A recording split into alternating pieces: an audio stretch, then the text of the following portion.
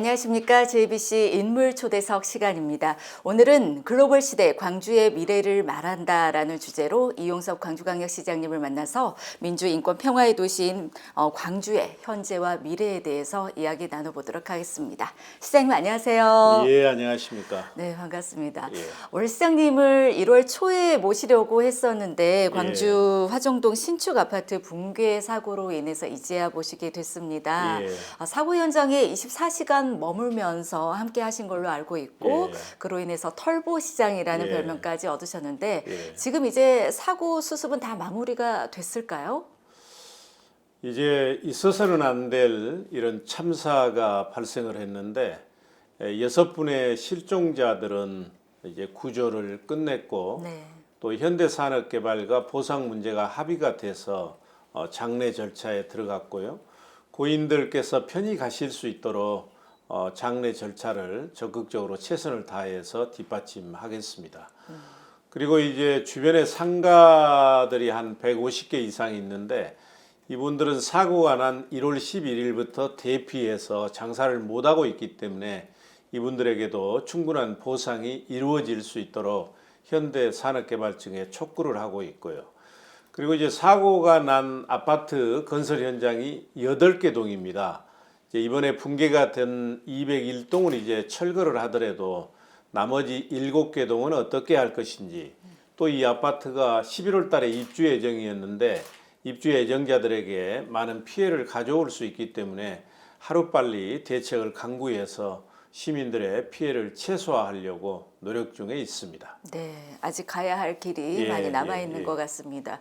광주에서 일어나지 말아야 할 사고가 이렇게 2번씩이나 일어나서 시장님께서도 참 마음이 안 좋으실 것 같아요. 이런 사고의 원인이 어디에 있다고 보십니까? 지금 경찰과 검찰 그리고 국토교통부에서 사고 원인을 조사하고 있기 때문에 이제 나중에 정확한 사고 원인은 나오겠습니다만 현재로서는 공기를 단축하기 위한 부실 시공에서 비롯된 것으로 보입니다. 그러니까 예를 들면 이렇게 추운 겨울에는 이제 콘크리트가 양생될 때까지 한 2주 이상 기다려야 되는데 11월 입주 날짜는 정해져 있고 시간은 이제 짧기 때문에 2주간 양생 기간을 거치지 않고 무리하게 공사를 하다 보니까 이런 결과가 나온 것 같습니다. 중요한 것은 이제 앞으로 이런 참사가 일어나지 않아야 됩니다. 그렇죠. 돈밖에 모르는 기업들의 탐욕 때문에 우리 시민들이 더 이상 목숨을 잃지 않도록 이번에 확실하게 부실 시공 척결을 위한 종합대책을 2월 중에 발표할 것입니다. 네. 이런 사고가 다시는 재발하지 않고 또 마무리도 잘 되기를 바라겠습니다. 자, 이제 좀 분위기를 바꿔서 다른 질문을 드려볼게요.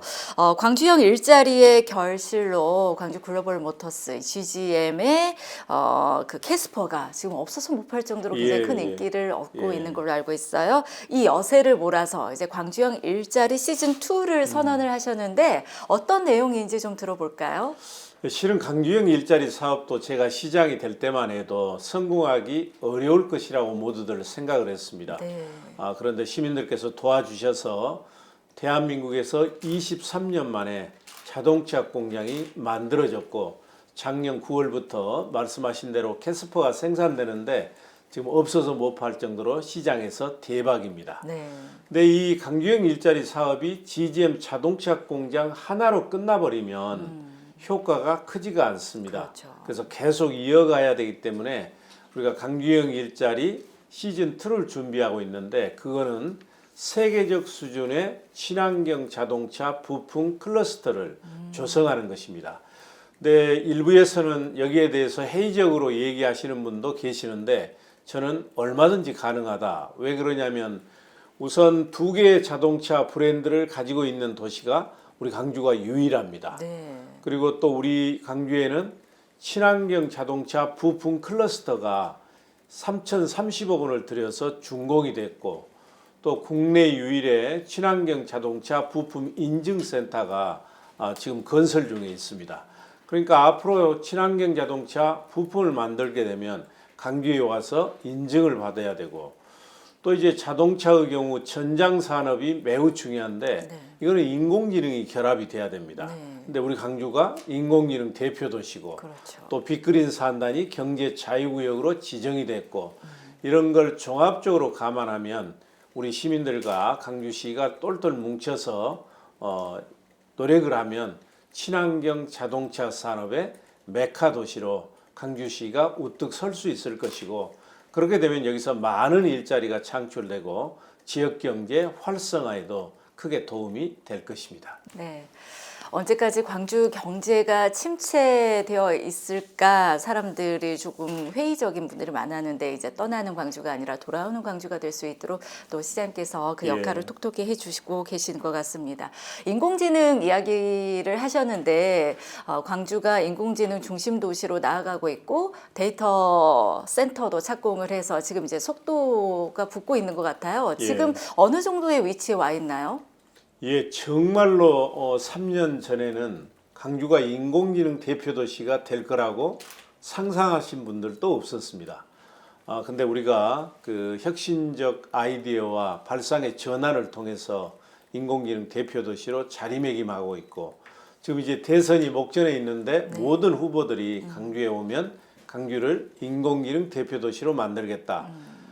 우리 스스로는 미국의 실리콘밸리와 맞짱 뜰 수 있는 유일한 인공지능 중심 도시를 만드는 것이고요. 뭐 차질 없이 잘 진행되고 있습니다. 인공지능에 있어서 가장 중요한 게 데이터입니다. 네. 근데 세계적 수준의 국내 최대의 데이터 센터가 첨단 3단지에 지금 건설되고 있고요. 네. 두 번째는 인공지능은 이게 인재 경쟁이라고 할 수 있습니다.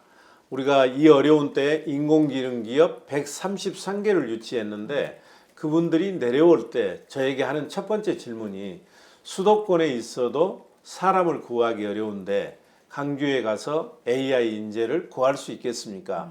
이런 질문을 하거든요. 여기에 대한 해법을 저희가 제시하지 못하면 광주는 인공지능 중심 도시가 될 수가 없습니다. 그래서 우리가 지스트 광주과학기술원에 인공지능 석박사급 인재를 양성하는 전문 대학원을 문을 열었고 또 전남대, 조선대, 호남대 이런 대학에 인공지능 학과나 대학이 만들어졌고 근데 여기에서는 이제 인공지능 인재가 나오려면 3년 내지 5년이 걸립니다. 그렇죠. 근데 우리는 지금 바로 필요하거든요. 그래서 만들어지는 게 인공지능 사관학교를 저희가 운영하고 있고 2기를 배출을 했고요. 금년부터는 1년에 330명을 10개월 동안 정부의 예산으로 양성을 해서 우리가 현장에 배출을 하고 있고요. 뿐만 아니라 이제 상상력과 아이디어가 뛰어난 젊은이들이 배낭 하나 메고 광주에 오면 기업을 스타트업을 만들어서 유니콘 기업으로 성장할 수 있는 인공지능 생태계도 잘 갖추어져 가고 있습니다. 네. 무엇보다 참 인재 양성하는 게 중요한 것 같고 또 생태계의 변화도 많이 느껴지고 있는 것 같습니다. 우리 광주가 1년 동안 전국 지자체 중에서 유일하게 출생아 수가 계속 증가하고 있더라고요. 굉장히 기쁜 소식이거든요. 그 이유가 어디에 있다고 보시나요? 이 인구 문제는 매우 심각한 문제입니다. 영국 옥스퍼드 대학의 인구 문제 연구소에서 앞으로 세계에서 인구가 사라질 첫 번째 나라로 대한민국을 꼽고 있습니다. 그래서 정부도 2000년대 초반부터 저출산 고령화위원회를 만들어서 출생아 수를 늘리려고 하는데 학계 출산율이 계속 줄어들어서 작년에는 0.8까지 떨어졌습니다. OECD 국가에서 가장 낮은 수준이죠. 네. 이제 저는 시대를 앞서온 광주가 인구 문제 해결에도 앞장서야 된다 해서 3년 전부터 우리가 생애 주기별로 지원 대책을 강구하고 있습니다. 그 결과 이제 지난 한 해 동안 매달 출생아 수가 늘어나고 있는 지자체는 우리밖에 없습니다. 이게 전국적으로는 출생아 수가 마이너스인데 네. 저희는 10% 이상 증가를 했거든요. 이게 이제 참 그 대표적인 수범 사례다 해서 청와대에서도 중앙정부에서도 벤치마킹해서 금년부터는 우리의 제도가 정부 제도로 채택돼서 시행되고 있습니다. 좀 구체적으로 말씀드리면 네. 우선 만남, 결혼, 임신, 출산, 보육, 그리고 일과 가정의 양립 이 6단계별로 네. 저희가 이제 대책을 강구를 했고 그래서 이제 단순한 이런 지원 대책뿐만 아니라 광주에서 앞으로 태어날 우리 아이들이 광주를 떠나지 않고도 미래를 세계를 꿈꿀 수 있다는 이런 믿음이 있기 때문에 저는 출생아 수가 증가하고 있다고 생각을 합니다. 네, 정책에 따라서 예. 이렇게 출생아 수도 늘 수 있다는 거를 또 몸소 보여주고 계시네요. 시장님께서는 올해 초 광주 대전환이라는 화두를 꺼내셨습니다. 지금 시장님 뒤편에 예. 그린 스마트 펀시티 예. 더 크고 더 강한 광주시대라는 글귀도 크게 새겨져 있는데 시민들이 이 내용에 대해서 또 궁금해하십니다. 어떤 내용인가요? 제가 이제 시장이 되면서 내걸었던 목표가 정의롭고 풍요로운 광주였습니다. 그렇죠. 광주는 정의롭다는 이유만으로 잘 살아야 된다. 그리해야 역사가 교훈을 줄 수 있다. 민주화의 도시도 기업하기 좋은 도시가 될 수 있다. 이걸 이제 보여주는 것이었거든요. 근데 이미 말씀드린 것처럼 광주형 일자리, 인공지능, 아이 낳아 키우기 좋은 마음 편한 도시, 그리고 기후위기 선도도시 이런 부분에서 성공적으로 추진되면서 저는 이제 떠나는 광주에서 찾아오는 광주, 정치만 강한 도시에서 경제도 강한 도시, 다시 바꾸어서는 정의롭고 풍요로운 광주가 실현되고 있다고 생각을 합니다. 근데 우리가 여기서 조금이라도 멈칫거리거나 이제 중단이 있게 되면 다른 도시로부터 추월당하기 때문에 이걸 지속적으로 추진 동력을 확보해야 됩니다. 그래서 제가 내걸었던 게 이제 광주의 대전환이 필요하다.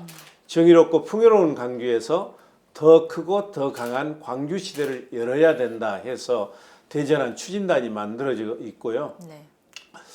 그럼 정의롭고 더 크고 더 강한 광주는 뭘 의미하느냐?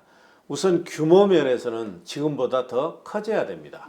그러니까 광주가 자생력과 자립 경제가 가능한 정도의 광역 경제권을 형성해야 됩니다. 그래서 우선 광주 인근에 5개 시군이 있지 않습니까? 네. 나주, 한평, 화순, 담양, 장성 여기하고 스마트 메가시티를 만들어서 한 200만 도시를 만들고 전국적으로는 광주 전남이 통합하자는 것입니다. 그리고 이제 질적으로는 광주의 도시 경쟁력을 높이고 시민들의 삶의 질을 높이기 위해서 제가 제시했던 게 그린 스마트 펀시티입니다. 네. 그린시티는 지금 이 시대에 가장 화두가 되고 있는 기후위기에 대응하는 녹색 산업도시를 만들자는 것이고 네. 스마트 도시는 앞으로 미래 50년, 100년을 먹여 살릴 인공지능 기반의 첨단 도시를 만들자는 것이고 세 번째 펀시티는 광주는 재미없는 도시입니다. 외부에서 랜드마크도 없고 뭐 대표적인 공연도 없고 하니까 찾아오지를 않습니다. 그래서 외부에서 광주를 찾고 광주 시민들도 주말이면 아이들 손잡고 놀러 갈 수 있는 그런 이제 테마 도시를 만들자는 것이고요.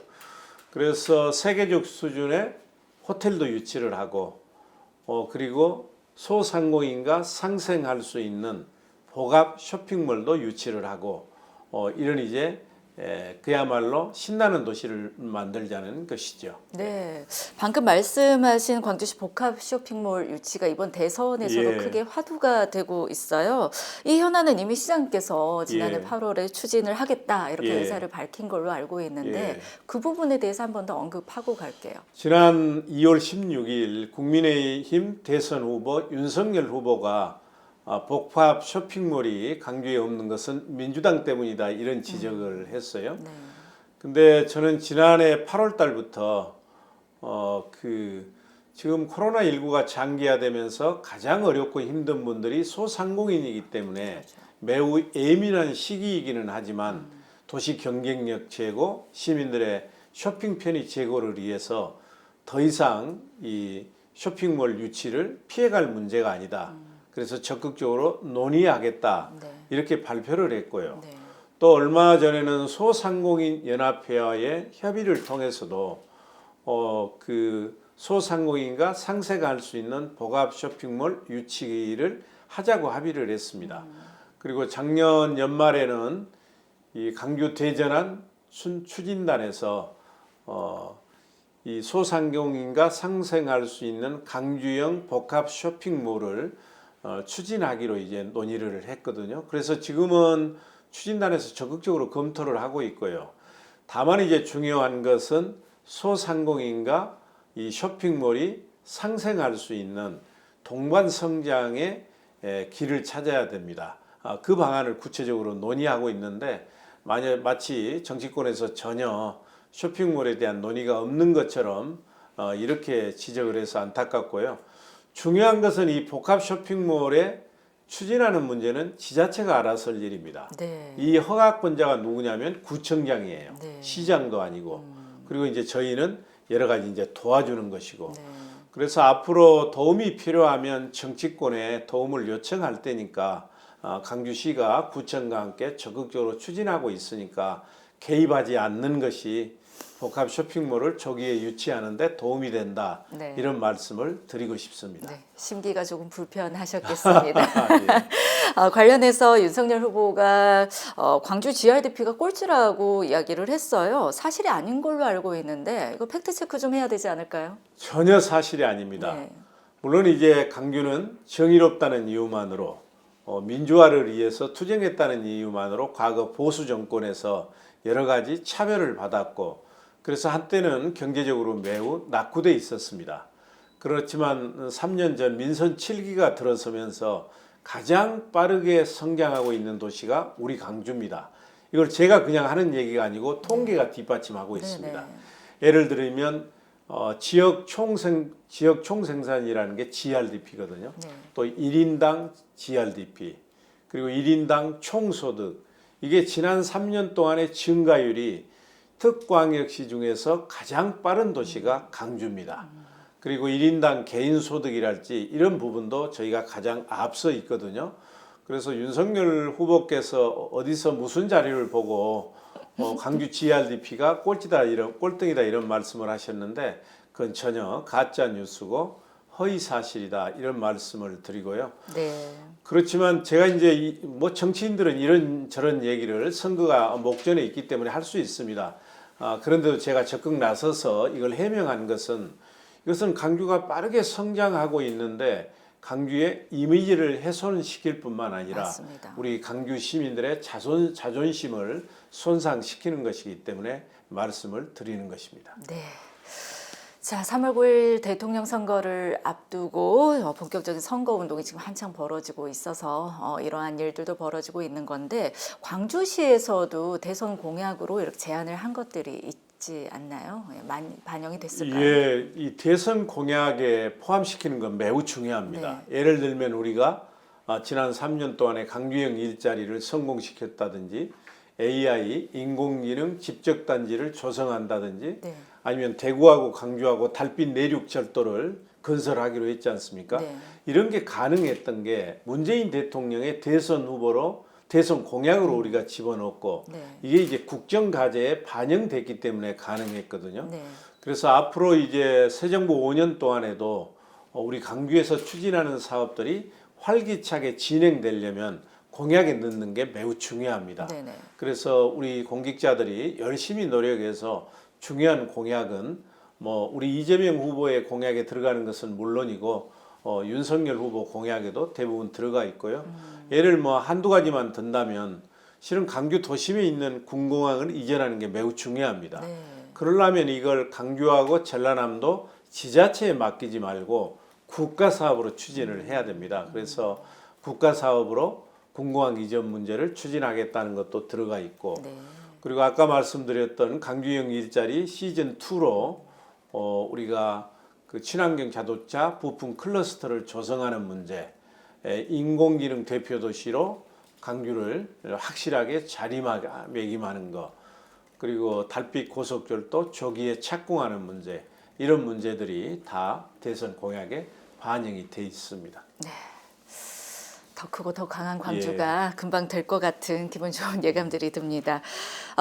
지난 2년 동안 코로나19에 있어서 선제적 대응으로 또 광주가 주목을 받았습니다. 그런데 요즘 워낙에 오미크론 확산세가 심상치 않다 보니까 확진자가 광주도 굉장히 많이 급증을 하고 있고요. 그래서 위기를 겪고 있는 것 같은데 지금 광주시의 대응책은 어떻습니까? 예, 지금 말씀하신 대로 오미크론이 확산되면서 확진자 수가 엄청 늘었습니다. 네. 전국적으로는 10만 명을 넘어섰고 급기야 우리 광주도 3천 명을 넘어섰습니다. 그러더라고요. 과거에는 몇십 명만 나와도 긴장감을 가졌는데 뭐 다행인 측면도 있습니다만 오미크론은 확산력은 빠르지만 이게 위중증률이나 치명률은 매우 낮습니다. 그렇기 때문에 정부가 이제 이 진단 치료 시스템을 완전히 바꾸었어요. 그 옛날에는 다 PCR 검사를 했는데 네. 지금은 이제 원칙적으로 자가 진단 키트를 활용하도록 하고 뭐 60세 이상이랄지 특수한 경우에만 PCR 검사를 하도록 했고 확진자로 이렇게 판정이 되는 경우에도 옛날에는 다 병원에 입원했지 않습니까? 지금은 이제 감기처럼 넘어가는 경우가 많기 때문에 재택 치료가 90% 이상이 넘습니다. 네.